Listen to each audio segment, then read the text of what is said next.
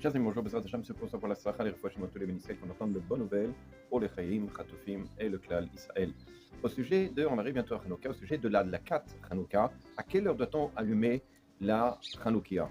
Alors, dans le Siman, dans Shulchan Tavresh Ain Bet, là-bas, c'est rapporté comme quoi on doit allumer au moment où commence la nuit, c'est-à-dire à la fin de la Shkia, c'est-à-dire à la fin du coucher du soleil, au moment où va commencer la nuit, c'est à partir de ce moment-là où on doit allumer. Combien de temps on doit allumer? Là-bas, c'est écrit dans la Gemara, Hachetirle Regeminachu, jusqu'à ce qu'il n'y ait plus de personnes dehors. C'est-à-dire que lorsqu'on est dans un endroit où il y a du monde, en principe, on dit combien c'est à peu près le temps que les gens à l'extérieur puissent en profiter, parce que ce qu'on appelle Pirsomeni, c'est qu'on doit publier le miracle. Alors, c'est à peu près dans les zones d'une demi-heure. Le Rav Kanievski dit c'est une demi-heure dans les Zman, les Shot Zmanios, c'est-à-dire c'est à peu près 20 minutes, 30 minutes qu'une bougie elle doit tenir. Effectivement, il faudra faire attention de ne pas acheter ces petites bougies en cire qui durent à peine 15 minutes parce qu'on n'est pas quitte de la mitzvah.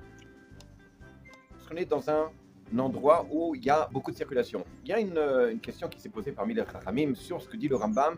Qu'est-ce que ça veut dire achetirle jusqu'à ce qu'il n'y ait plus personne dans le chou? Est-ce que c'est une demi-heure, ça suffit?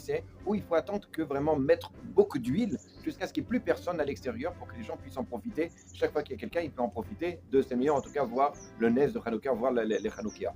Alors effectivement, c'est des questions entre le Ritva, entre d'autres décisionnaires. Quoi qu'il en soit, on reste avec la notion qu'il faut une demi-heure d'allumage.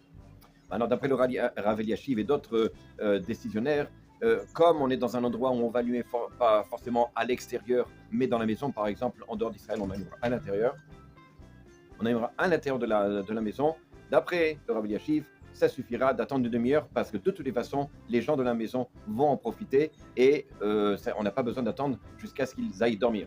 La question était de savoir aussi, est-ce qu'il y a une notion de publier le miracle parmi les non-juifs? Alors, d'après certains, ils disent non, le miracle, le Higon de Moshe dit non, le miracle, c'est seulement parmi les juifs. Mais le Rav Eliashiv dit que non, d'après Rachid dans la Gemara, on voit que jusqu'à ce qu'il n'y ait plus personne dans le chouk, dans le marché, on voyait que c'était aussi les non-juifs qui étaient là-bas dans le marché. Donc, le miracle est aussi parmi les non-juifs. Et en tous les cas, sûrement qu'il y a peut-être des juifs qui sont très loin, qui ne sont pas du tout religieux, et c'est pour eux aussi qu'on allume. C'est pour ça que c'est bien d'allumer à la fenêtre. À bientôt.